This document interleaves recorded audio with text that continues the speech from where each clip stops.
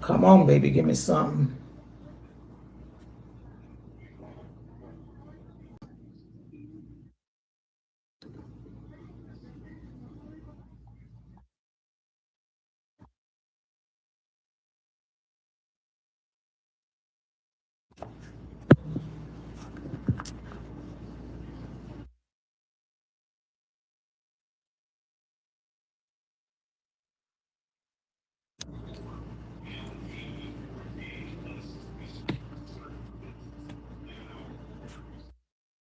Y'all know what I want on this. Hey, y'all. Good evening.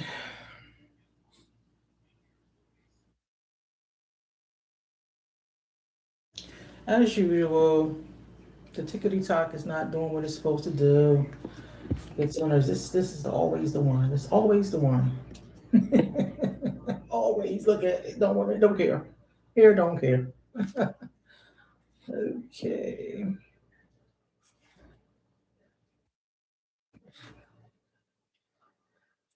My tablet wasn't charging. These things are so delicate nowadays.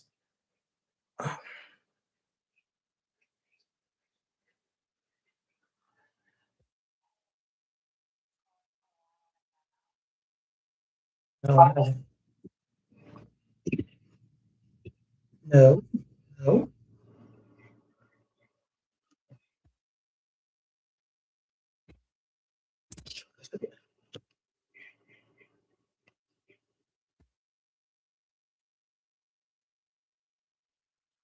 Think about your midweek check-in. How are you feeling? How are you feeling this evening? And again, TikTok, I'm not going to fuss with you today.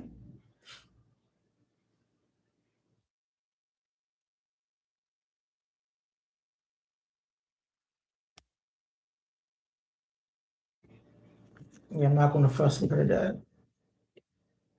Let it do what it say. Okay. Um, midweek refuel. How are you feeling? I put this up late. I do apologize. I had to go run and get something from the CVS. And I know how it is in CVS. It's like the Walmart now. CVS is like Walmart. So my for my midweek ritual, I put up was cool, self-restraint, and of course I had to give myself some humbleness because I was, when you give yourself that pep talk, like what you doing, you're doing too much. You need to do one thing at a time, follow through with it, and don't get mad at anybody but yourself. So I gave myself that pep talk today. So I had to say, humble yourself, Kimball. You're doing too much. Don't let my husband hear you say that. So let's start our midweek review. Hey, Miss Burke, if you are having or you're doing great, if you are doing great, close. I just asked you to close it twice. If you're doing great, give me some red emoji hearts. If you're doing great, give me some red emoji hearts. If you are doing okay, this is blue. It's blue, not purple. Put some blue emoji hearts up there. If you're just like the Simpsons and like Homer, man, give me some yellow emoji hearts. Green, if things are tough and you are struggling. If things are tough and you're struggling, give me some green emoji hearts. If you're having a hard time and you didn't mind if somebody was to reach out to you, give me some purple emoji hearts. Someone called my line today. They didn't say anything. I have a Google line, so it has to be different from my phone line. And so the Google line, if you don't say what you're calling for, I'm not picking up the phone. You have to say what you're calling for in order for me to hear it. I can say, okay, this person wants to talk. They may want some information. Please call the number, but let me know who you are and what you're calling for.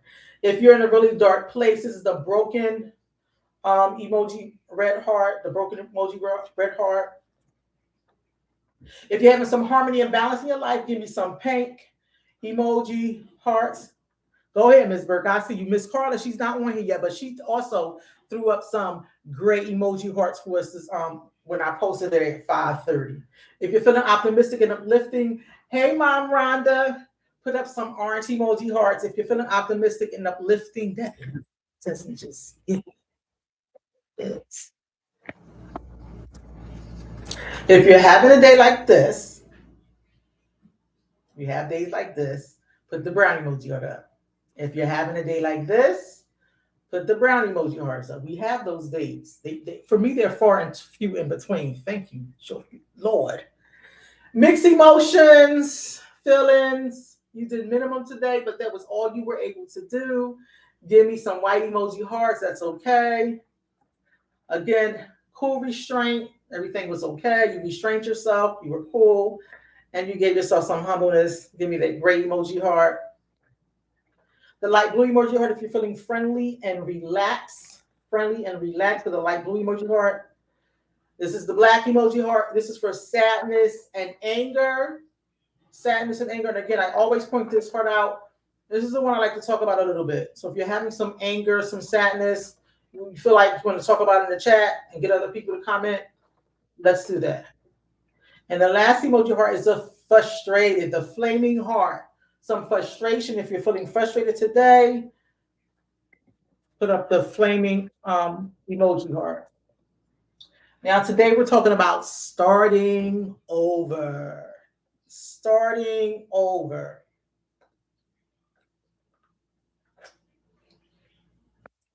Oh, that's pretty good. I'm sure it was a little sweet and something there wasn't here. Now, starting over. The reason why I thought about doing this topic, of course, because the kids going back to school, meaning mom and dad and guardians have to, get a new schedule, start all over. School clothes, book bags, uniforms. So that changes the parents' dynamics as well. That also changes public transportation because, when there's not a lot of people in school, they take the buses out, the bus routes out. They slow them down. Don't pay that no mind. But you might start over with college kids going to school. Really, clothes.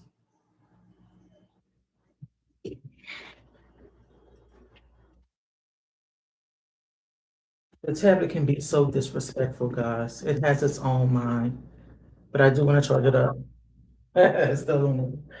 You can be starting over with a new job, starting over after a medical breakthrough, starting over after you get married, a baby, a divorce, losing a loved one. It's all about the restart. It's all about how we do it. And it has to happen up here first before your whole entire body gets into restarting over. It has to happen mentally. You have to have the idea. Hey, Glow, you have to have that idea in here first. That's why God says, write the vision down and make it plain. You have to have it in here in order for your whole body to move into starting over. So, of course, I looked up the word starting over, the whole entire phrase. What does the phrase starting over mean? It's to begin something again from the very beginning. I don't think that's true. It doesn't have to be from the very beginning. Not to me. Often after making a mistake or wanting to do it in a different way. That can be good, wanting to do it a different way.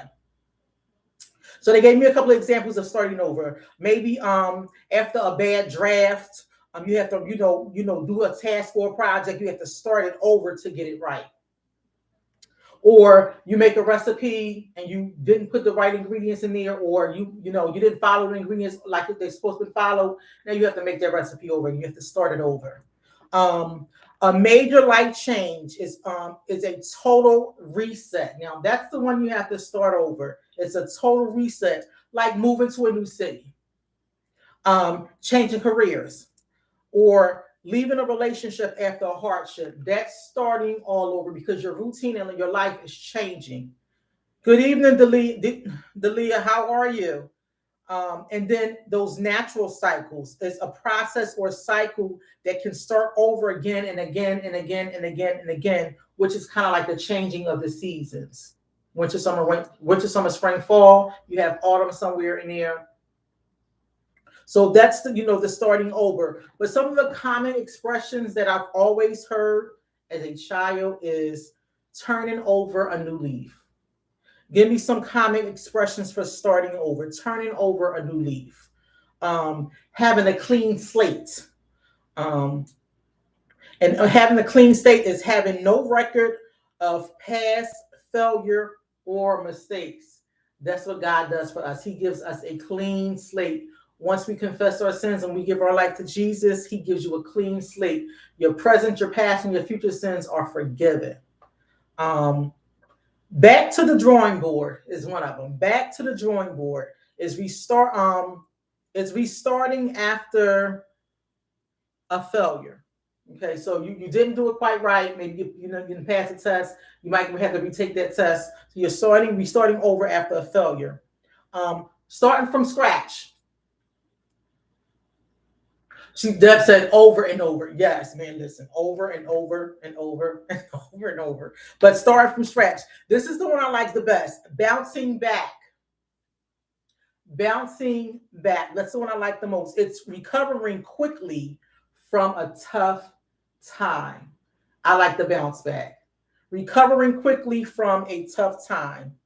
Now it says you can't go back and change the beginning, right? You always do something, you can't go back and change the beginning. Like we can't go back and change things from our past. We can reflect on them. Hopefully we don't sit on them too much and keep going back to that thing. It's not going to change.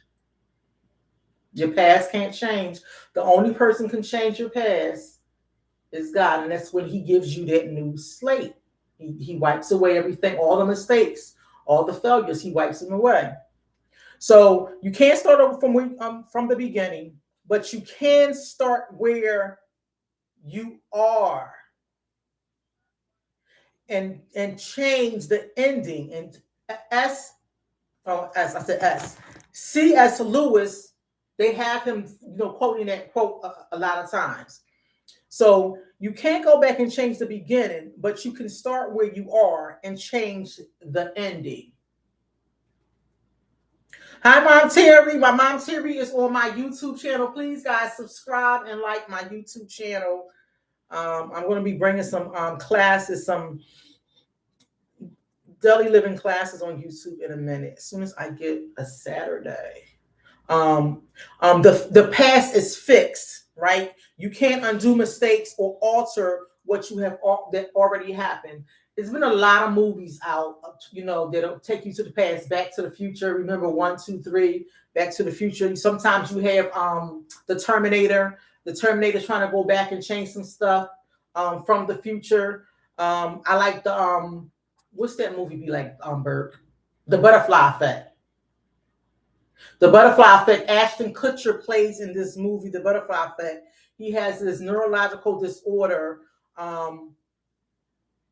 and it shows him things of the past and probably things of the future. And so if he sees the things of the past and he doesn't like it, he'll try to go back and change it.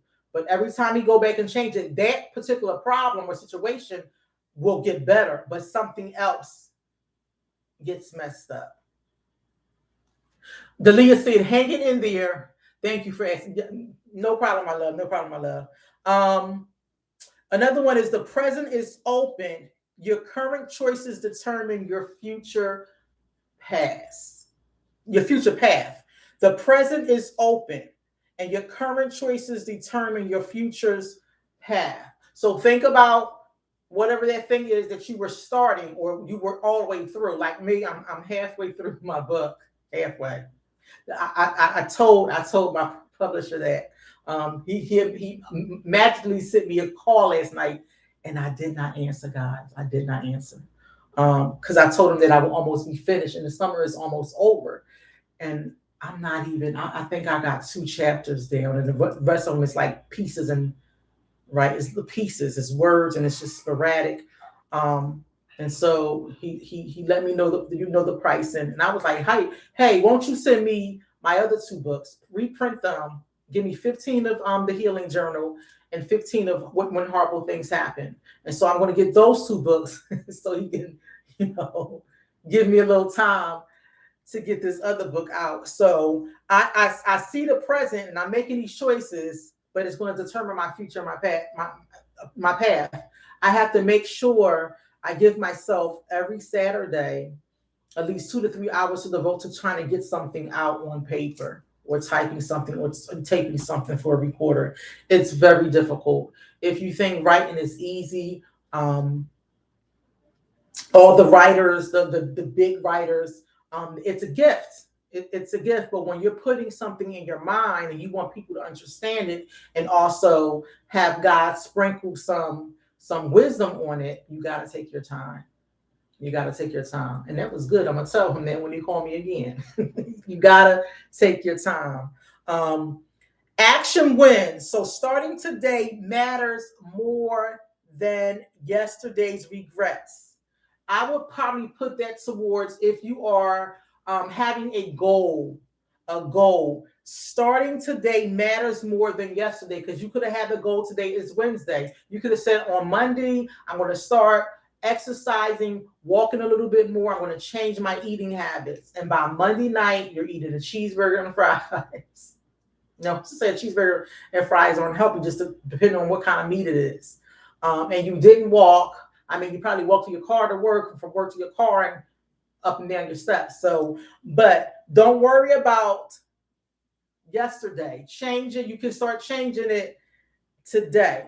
And so, how does starting over impact our mental health? How does all these things, have, a major change in your life, moving to a new city, maybe leaving a relationship after a hardship, even the seasons.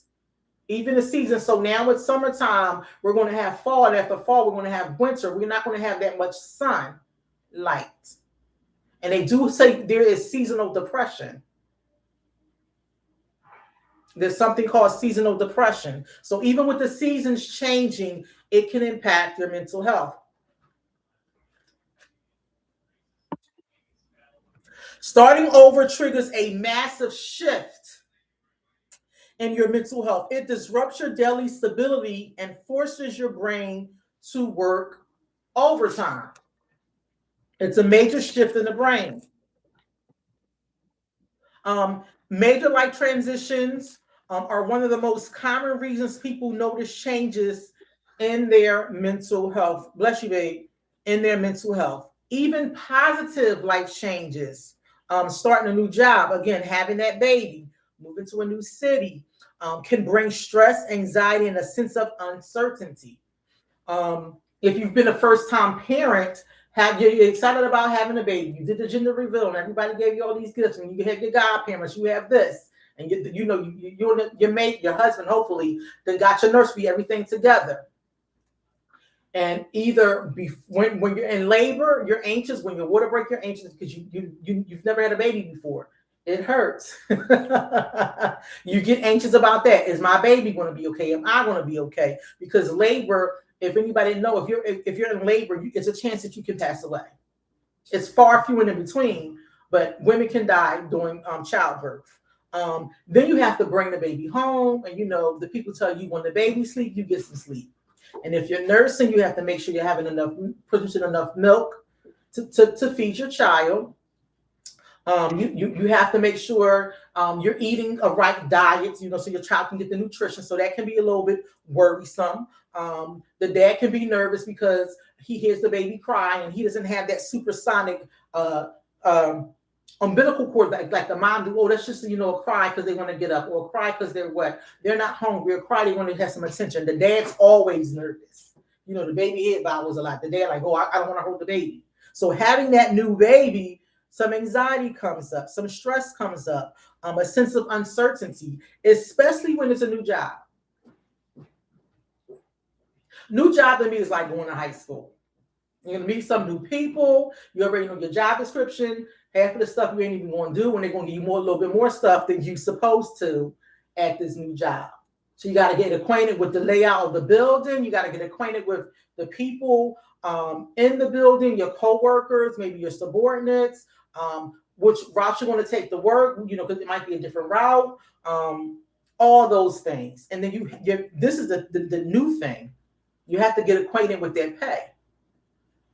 Because at your old job, you might have gotten paid on the off week. Now, at this job, you're getting paid on a So even though it's a new change, you got a little raise.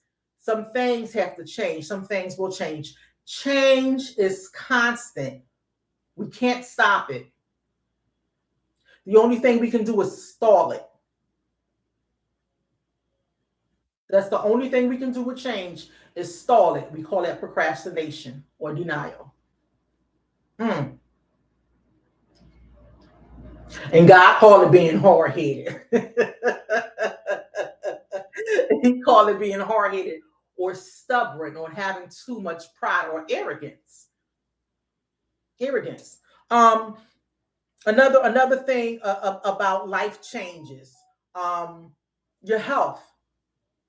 Your health is a life change. You're hearing a lot that's going on about perimenopause and menopause. September 12th, at my church, Revival Christian Church, they will be having, I think it's going to be either in person or on Zoom or live. They will be having a specific section or talk about perimenopause for women. It's happening a little bit too much. Like I was telling my parents, I said, my grandma didn't go through all the stuff we're going through now. She didn't. She looked good going through her menopause. She didn't gain weight. She didn't get the round face. She had the hot flashes like I don't know what.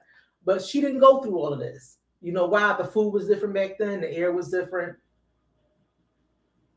The water, the taste of the water, it flowed different. The way they cleaned it or whatever, recycled the water. Things were much different back in my grandmom's time than it is now. Chemicals, processed food, all those things are going on. Yeah, I contest those things.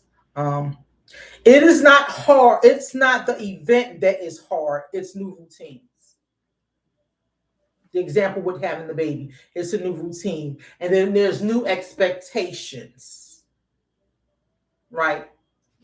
When at the job, having a baby, making plans to open your business, starting that book, there are new expectations and a new version of who you are. So starting over is something that starts with you.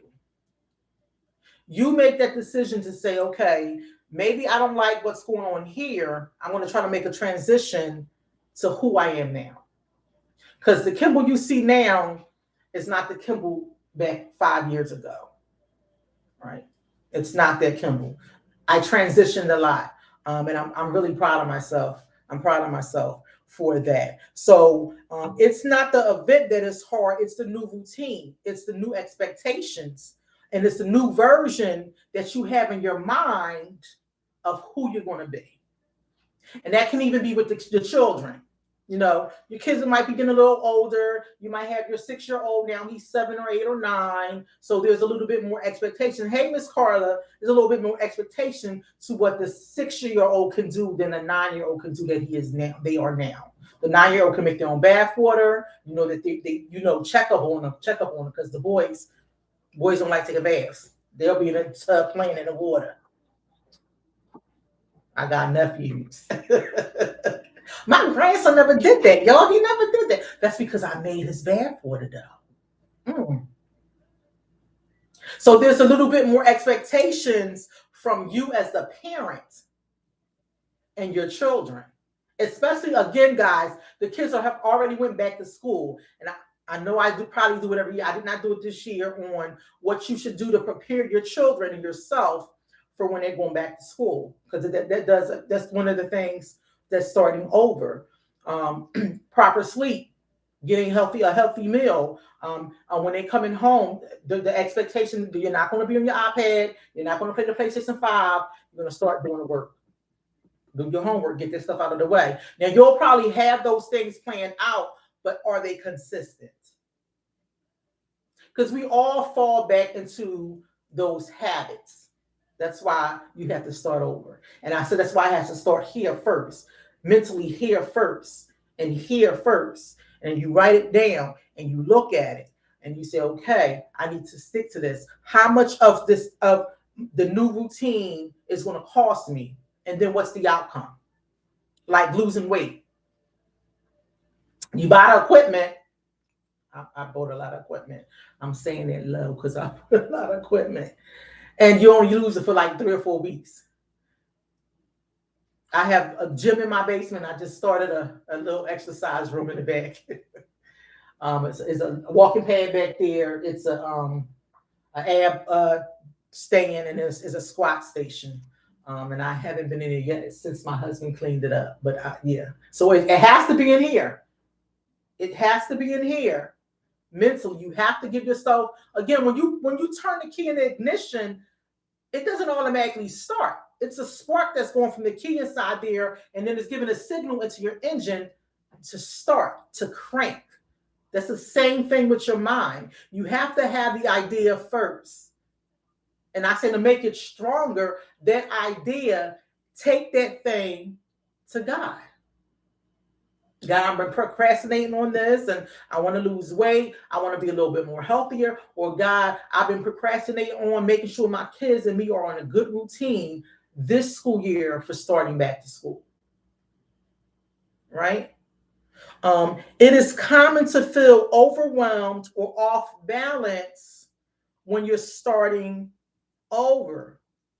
Transitions can interpret your sense of stability and make it harder to feel grounded in your daily life.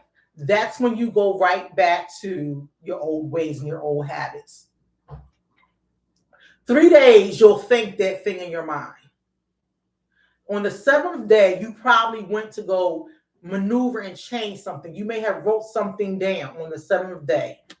14 days, it becomes kind of a habit. 21 days, it's into your routine. By a whole 30 days, you're fully into that thing. You're fully into it. That's why they give us that period at our job, the 90-day probation. Some of it's 30 days. They give you that probation because they want you to make sure you're the right fit for the company, and that your resume, that you're now in front of me. I read your resume. They did the interview, but now you're in front of me, and I need to make sure you can do that job as good with the expectations that the job gave to you. It's the same thing with home. For parents, you want to give your kids, the expectation that they're able to, the 9-year-old is able to start their own bath water. You can go check the water. You can go make sure they're taking a bath and they're already dressing themselves. So you got the 9-year-old out the way, your 15 and 16-year-olds out the way, and then you got the little baby, maybe if you got 4 children, right? And even for the parent, you can't be lagging either, because sometimes you got to take the kids to school or drop them off at the bus stop. So now you have to get adequate sleep. You can't be standing up looking at Housewives of New Jersey or Atlanta. You have to go to bed. You have to get that rest. You have to start making that routine something consistent. But it's okay to feel overwhelmed or off balance. And some more life changes that you have to start over. Getting married. It's a beautiful thing. Now, you may have lived with your spouse before. That's the golden rule. We're going to move together and see if we can get along together and, see if this thing going to work. That's what people do. But what if you did the godly thing and he lived in his crib and you lived in your apartment, and now you guys are living, cohabitating together. And you thought it was cute that he left a little cup there and didn't pick the cup up. Now it's 3 cups there. Oh, honey. Or you thought it was cute that she stayed in the shower so long and she all done up. There ain't no hot water for you. Oh, honey. He snores and she slobs. But y'all got married, right? Y'all got to restart this thing. You'll have to relearn the environment for you and your spouse. The same thing if you get a divorce. A major shift in a relationships and daily life is shifts. You can't just think about yourself. You have to think about the other person. So maybe you just can't go to the refrigerator and gulp all the orange juice down out the jug. It's a shift in your daily life. You have to share your life now with someone. You have to think about the other person before you think about yourself. Bert, what do you mean sometimes you miss the old you? Tell me about that. Because I know the old you, and I listen. Yeah. The old you as being more faster, being able to do things a little bit better. That old you, yeah. Now, having a baby, there's new responsibilities.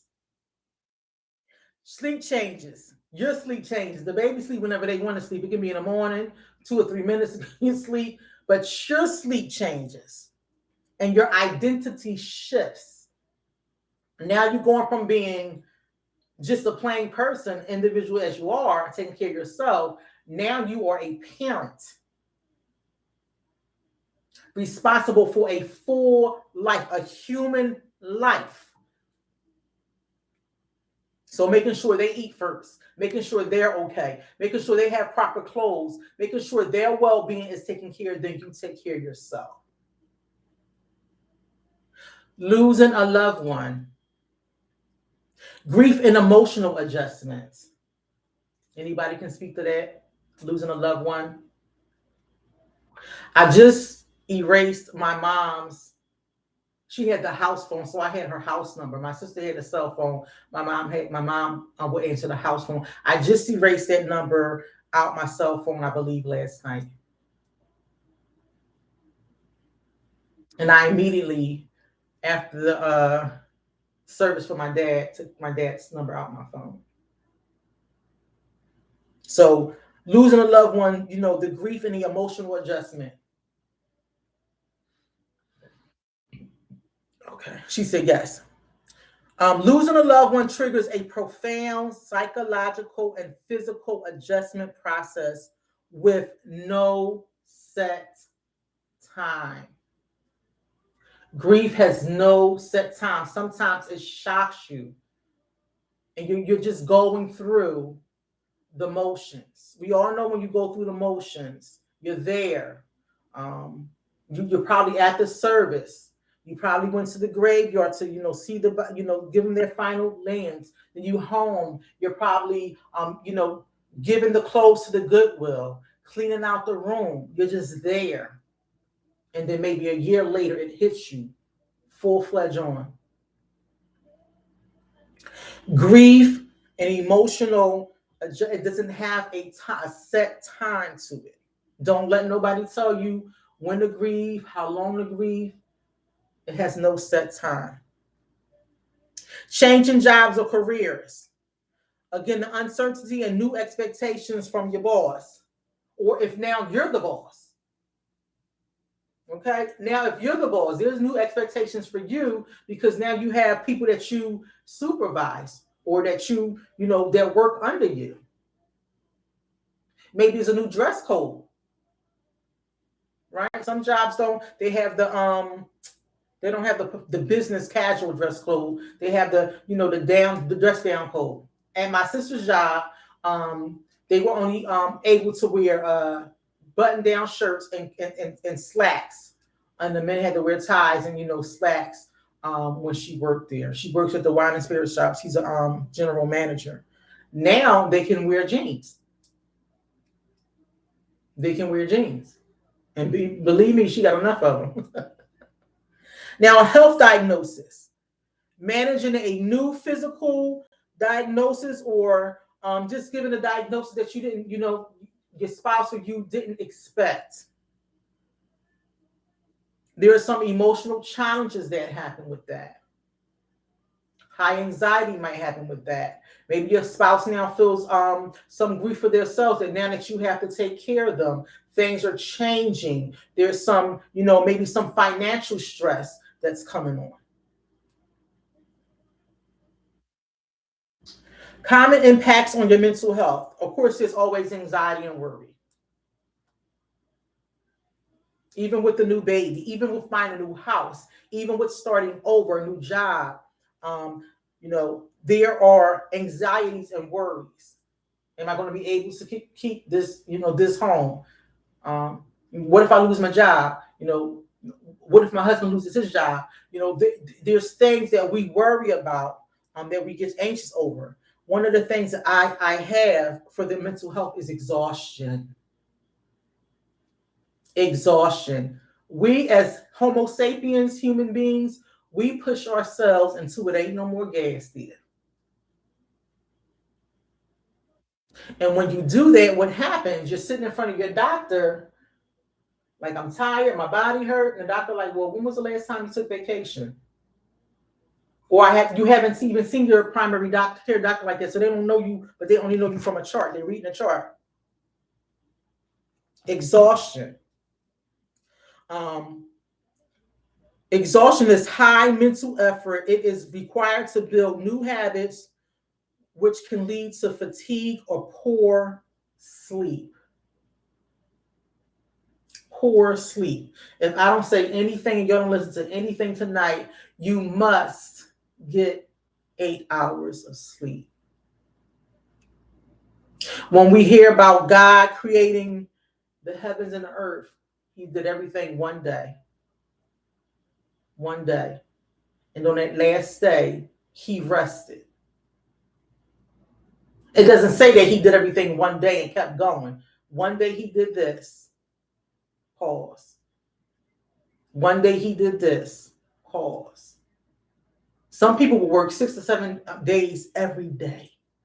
My husband used to do that when we first got married. He worked every day. And I'm like, bro, when do we see each other? What is this about? You can't do that. And then when he would be home, we like watching movies. And so he'll pick a movie and I'll pick a movie. I'm up with my movie just watching it. He sleep through my movie and his movie. So sleep is very, very important. It's very important. One of the another common thing for new starting sometimes is loneliness. Loneliness. Leaving behind the old stuff. Sometimes it can be your social network, your life change. You move out of the city. Again, a new parenting, being a new wife, being a new husband. Your social circle will change. It will shift a little bit. Not quickly, but it will shift just a little bit. It removes immediate support system. It removes those people that you think are very important. Your homie that go out and y'all have a contest, a dunking contest, and now you've been home late. And your new wife is sitting at home, or the mother is sitting at home waiting for you to come home so you can take the baby so she can go shower and do what she needs to do. Everybody know that story. Something got to change. You can't hang with Craig all the time. That can't happen. We got this baby here. You have to be responsible with me and this baby. So that your support system changes. It changes. There are 5 common warning signs of mental health when you're restarting over. Again, dramatic changes in sleep or your appetite. If you're restarting and restarted, you're not really getting a healthy meal and you're not getting enough sleep. Pulling away from your friends and your social activities can happen when you're restarting something. Severe mood swings or long-lasting irritability. And that's a persistent state of low frustration, tolerance, and impatience or anger that extends well beyond a temporary bad mood. How many people have had that? Been irritable. When you have to restart something over again. Miss Carla said, retire and now taking care of her husband, AKA she feels stuck. So we think when we retire, we'll have all the time to do all the things that we didn't do while we were working. And then a shift comes. Taking care of your loved one. And I'm dependent on you for everything. And so all the things that you wanted to do for retirement that probably involved you and your husband has now stopped. And you feel stuck. That's that irritable state, the low frustration tolerance sometimes, being impatient. Now, relational friction. Relational friction, a restart. One partner hasn't taken on the thinking, the 3 days, the 7 days. They still back at the, what did you talk? When did we say this? But you said you was going to start in that day. I didn't say I was going to start in that day. So snapping at family members or coworkers over minor delays. So it can be sounds or normal questions on a daily basis. You can be questioning on a daily basis that family member, their loved one, their spouse, the relational friction. There's a break in communication. And sometimes that happens, again, it can be something positive with you and your personal trainer. You at the gym, your personal trainer, you see your personal trainer and he give you a little exercise thing to do while they don't see you so you can maintain your agility. And when you see your personal trainer, you're like, no, I ain't had no time for that. You at home eating chips and cookies. You went back into your old habit, or you worked out so well at the gym, your body is sore. And you're like, I ain't doing that. Lord have mercy. No, I can't. Or I can't. Right? There's relational friction. You're telling your trainer you want this, you have this goal, they there to help you meet that goal, but then you like, nah, my body was hurting. I can't work out like that. I'm getting too old. Now, sometimes there's a heightened sensory sensitivity, like again, feeling overwhelmed or being enraged by normal background noises, bright lights, crowded environments, and consistently over weeks or months. This happens. Your senses get heightened. This is sometimes for the kids. Now, when they're in kindergarten, I think they're still able to take a nap. So if you got any loved ones and nieces and nephews out there that go to kindergarten, I think they take a little nap. I think they still do that. First grade, there's no nap. Second grade, there's no nap. So those they have to adapt to not falling asleep in class. They have to adapt to not having a treat or a snack in class, right? They have to adapt to sharing. Because now the kindergarten class is a little bit smaller, but the first grade class and the second grade class is a little bit bigger. And you might have bigger kids in the class than you are. You're like, that's a second grader? It can get overwhelming. Crowded environments for children, especially children that have special needs. Crowded environments, loud noises, bright lights, the musician playing, and the piano or the drums, all that overwhelms that person. Low frustration threshold. This is where we abandon the routine. The task immediately when a small obstacle occurs is occupied by persistent mental exhaustion. Soon as you got that task down and you're doing it and something bumps it and you don't like how it feels, or it's not going exactly how you want it to be planned, exhaustion starts to happen. Mentally, you're not like, why not even do this? I can't lose the weight. I'm not able to lose the weight. The same thing when you want to quit smoking, right? I tried it 12 times before I actually did it. Praise God. I tried it 12 times before I actually did it, but I also had some medical help with it. Right? You try to quit. You say, I'm going to stop smoking on this day. You don't buy any more cigarettes. And if your friends that you used to smoke with, you tell them, if I ask you for a cigarette, don't give me a cigarette. My dad was good for that. He'd be like, come on, baby girl, let's go outside smoke.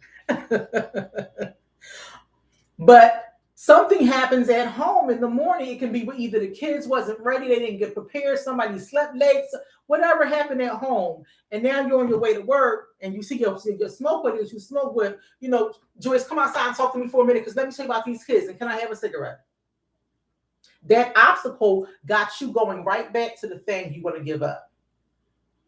But you can start over. You can start over. Now, there are some de-escalation techniques for when you're starting over. I wrote a couple of them down. I'm going to put a lot of them in the chat.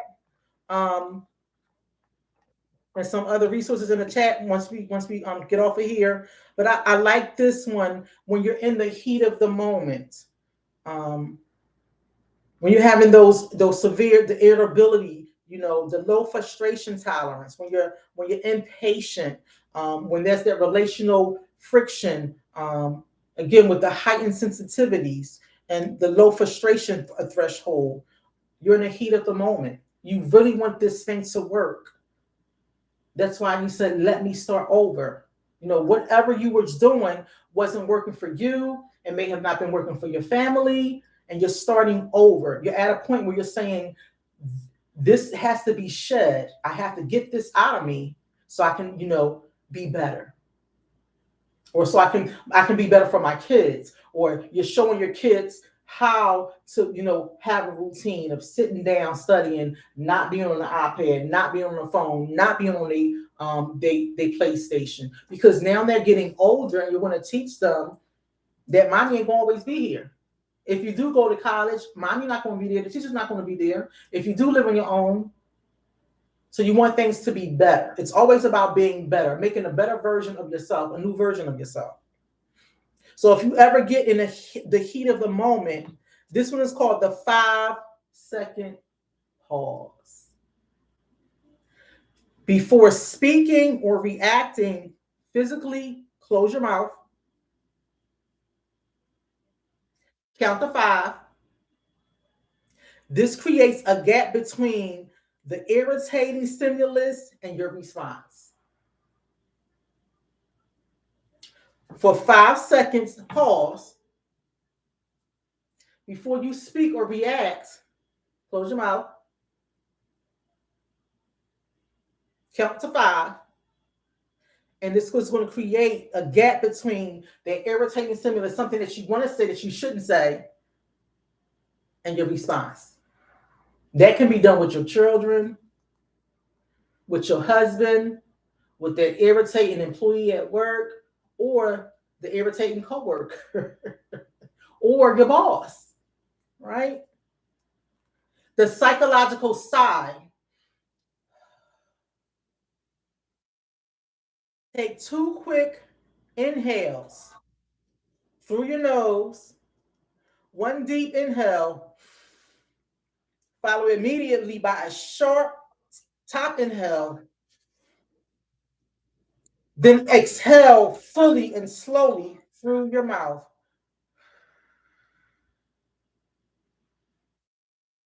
Do that twice, and it reduces physical tension in your body. So you're taking a really big inhale, another one, and you're blowing it out.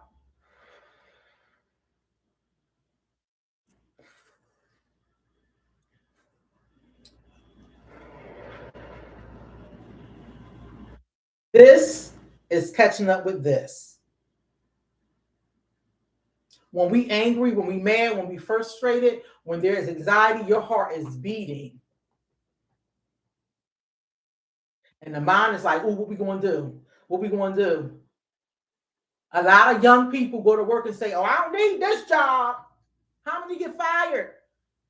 I have heard so many young people say, I keep getting fired. I'm like, why? Why? Because their mouth. You don't think that you need a job. You do. You need the job. You need a job. No, there's no golden watch anymore. And sometimes the 401k plan ain't really working out. And now there's a lot of money pushing into our healthcare coverage. But you need a job. So when that happens, you have to just suck it up. Be humble. That psychological side. Let me go over here real quick and just,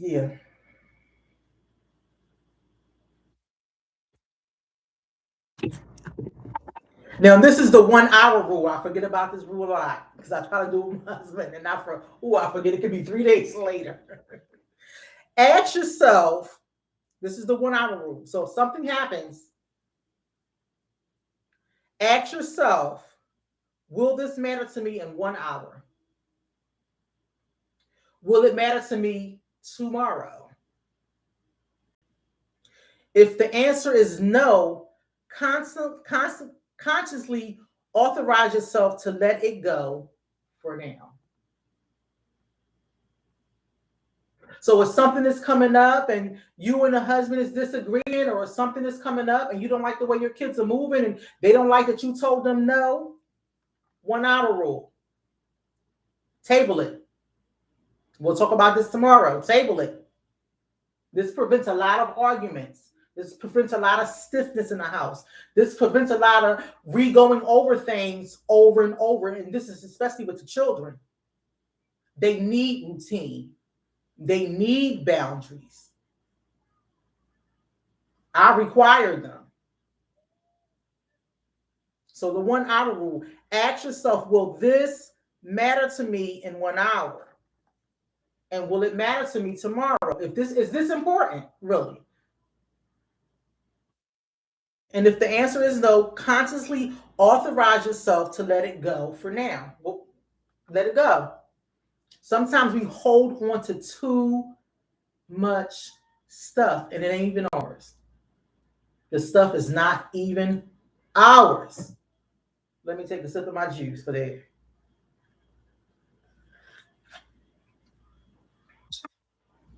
As parents, you do get mad at your kids because they have poor grades in school and you want them to do well. Some kids are not just school material. You have to help them through that. Some parents are so hard on their kids, the parent give the kids the anxiety about school. I remember I said this when I was talking about school, I think it was a year ago, 2 years ago. You want your kids to go to college. Your kids don't want to go to college. They hated school. But they're going to college for you. And when they get there, they're just having fun. And they flunk out of school. So when you have these conversations with your kids, what are you going to do after school? What do you want to do after school? And we all know, we tell the kids, you got to work, right? You got to work. You got to be an adult now. You have to work. Can't just sit here, stay home while I'm working. You're not. So they say, Mom, I don't know. You on my back. Leave me alone. Is this going to matter to you in an hour? Nope. Is it going to matter to you tomorrow? Nope. Don't take that on. That's their responsibility. Your responsibility is to make sure you're still parenting, you're still parenting them, but their decision is their decisions. And they're the ones that have to sit with that. You, on the other hand, have to make sure you coach them along and guide them on their decisions. That's it. The same thing with your spouse. That's a hard one. Someone might be good with money and someone might not be good with money. And so the other person that's not good with money, the restart over is, well, I'm going to let you handle all the funds. And you're like, okay. And your mind, you're like, you know it's not going to work because they're going to tell you what you should do with the money. You should do this with the money. You should do that with the money. And you're like, well, wait a minute. Let's sit down as a whole and, let's work out so you can see where the money is going. But they don't want to do that. And then you go back to the way it was because there's the relational friction. Starting over is making a new version of that for the best of the outcome of the relationship, the household, the funds, the money.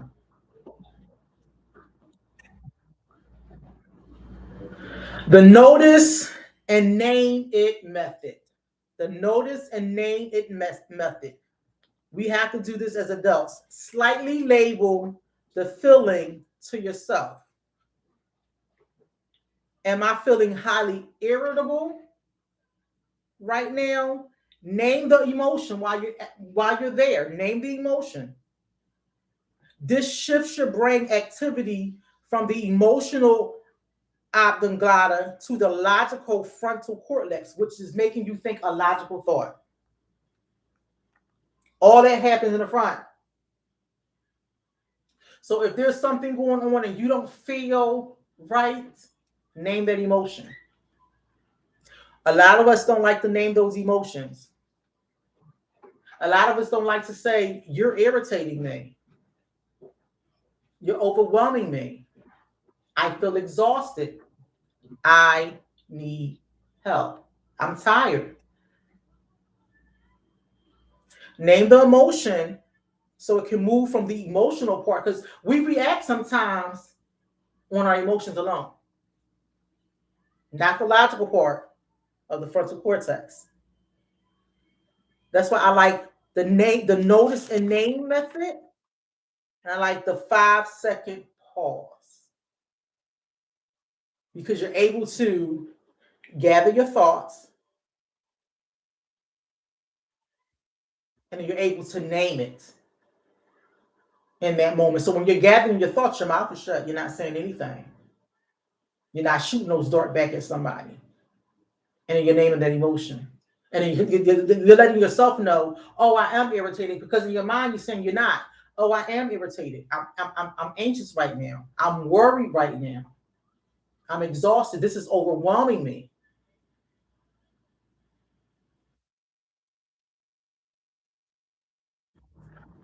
The last one is stop, exit, breathe, and delay. This is when it's at a 10 or 12. When it's past 10. Sometimes, like, if you was in distress, or if you were mad, on a scale of 1 to 10, what's that number? Some people be like 22. I'm like, ooh, where you at? If you at a 22, something's about to happen to somebody. Stop, exit, breathe, and delay. Now, of course, if you're in school, you can't stop and exit. You just can't say, well, okay, wait a minute, teacher, I'm stopping this. I'm going to leave. I'm going to breathe. Let the teacher know I need a moment. So your kids, if something's going on at school, you have to let the teacher know that they need a moment. Not freaking out, telling the teacher off, snapping, throwing stuff, breaking stuff. I had a 6-year-old. I heard this child, and I'm thinking it's a 13, 14, 15. I'm like, well, how old is the kid? She said 6. I said, oh my goodness. He was throwing the desk. He threw her computer. He ripped his shirt. I said, what is going on? All because he wanted another snack. And this was last year. So he got to be 7 this year. And the teacher didn't know what to do. She didn't know what to do. I'm like, just stay away from him and just make sure he ain't hurting himself. So when it feels like this, and we have those conversations, when that neck about to move, or when it's going to get tight up in here, or you can feel it in your shoulders. We know when we're going to react to something, it's already in us that we don't want to react to. We know when somebody's going to push our buttons, especially with the restart or the start over. Again, you're going to feel frustrated. You're going to feel overwhelmed. It's going to be something that you might not like to do, but you want a new version of yourself.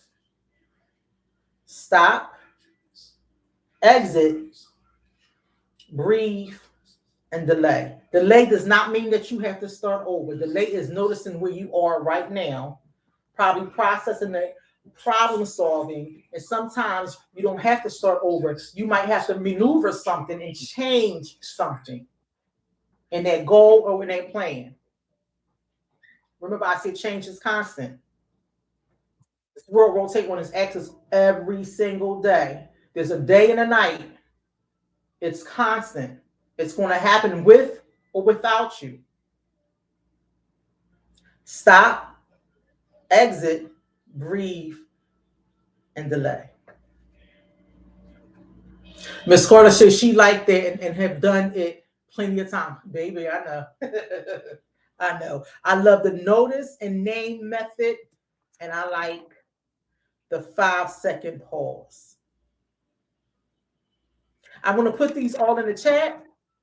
There's some other information in there I'm going to put in the chat as well. I have been putting in the chat the link for mental health training.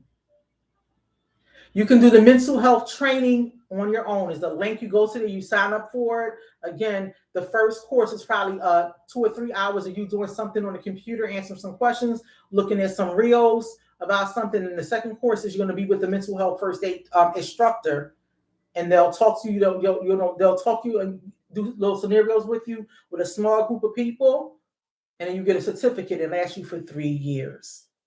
It helps you understand mental health first aid. The same thing like with first aid, but with mental health first aid. If you see somebody having a hard time, that happened to me this morning as I was going to the dentist. I heard some commotion outside, and I'm like, who is that out there? I never heard this voice before. And so when I look out the window, I see a young lady walking across around a car, no shoes on her feet, crying, wiping her eyes, and she's all she said was, "Just give me my phone. Just give me my phone. Just give me my phone." And the guy was lighting up whatever he was lighting up, like, "No, you tripping. Go ahead, bruh." And I'm like, "Oh Lord, I gotta step outside my house and deal with this mess." And so the first thing you want to say to yourself is, don't get involved. That ain't none of your business. Because that's what I was saying when I was walking down the steps and I opened the door. Like, leave that alone, ain't none of your business. But then once I got to the bottom of my steps and I got to my car, I got in my car, I sat and I thought, she probably the same age as my baby girl, and she needs help. So I drove up on her and I said, "Do you want to call your mom on my phone?" Because she kept saying, "Just give me the phone so I can call my mom. Give me the phone." And she said, yes. I grabbed the phone, but I forgot to unlock it. So she said, "Just call 911. And I stood there while she called the police, and I listened. I asked her, "Do you want me to take you somewhere? Because you don't need to be around that." And she said, "No, I'm going to be okay. I just called the police." That's what I said. "If you be back here, by the time I come back here, you can come with me and you can sit in my house and I can see how I can help you." I know the world is dangerous. I know it's scary out there. But if you are an agent of change, if you are a son or daughter of God, sometimes people need our help.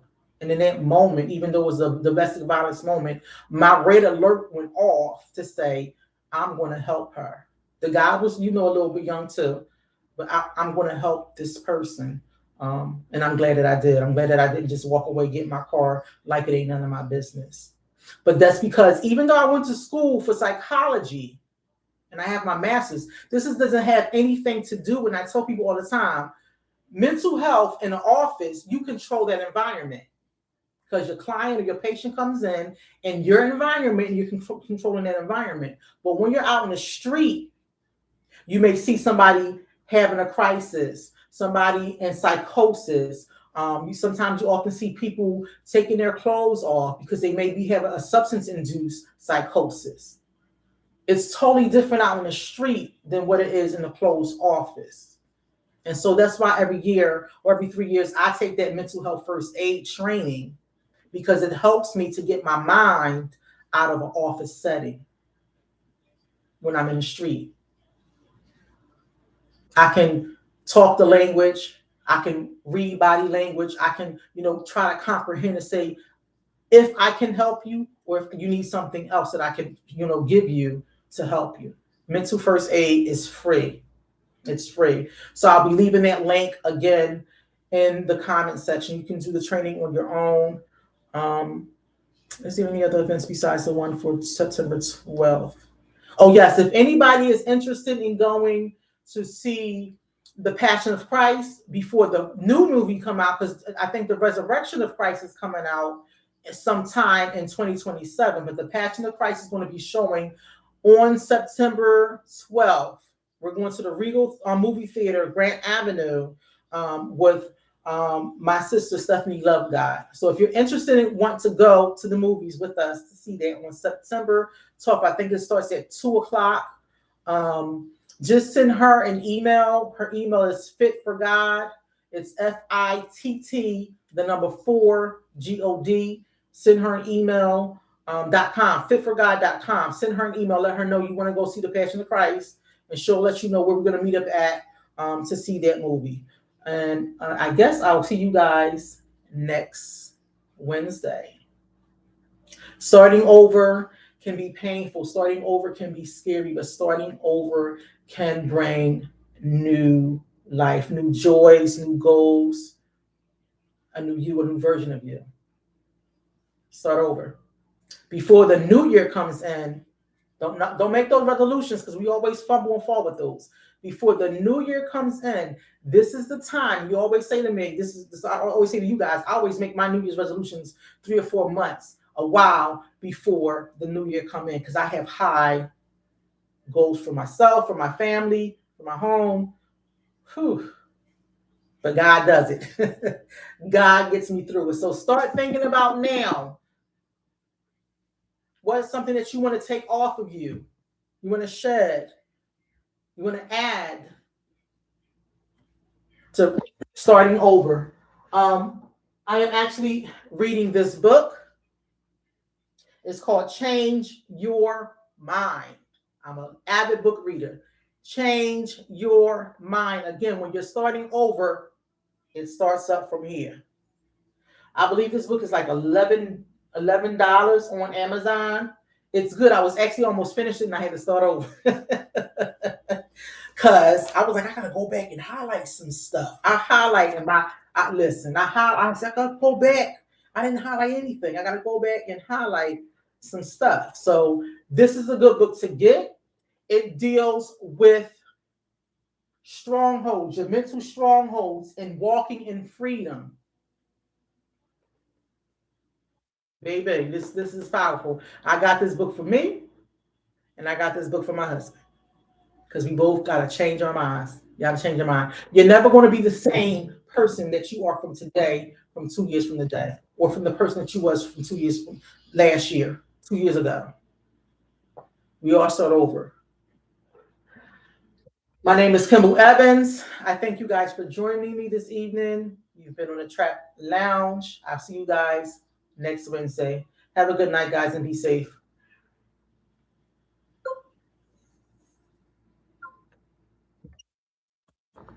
Bye, Mom.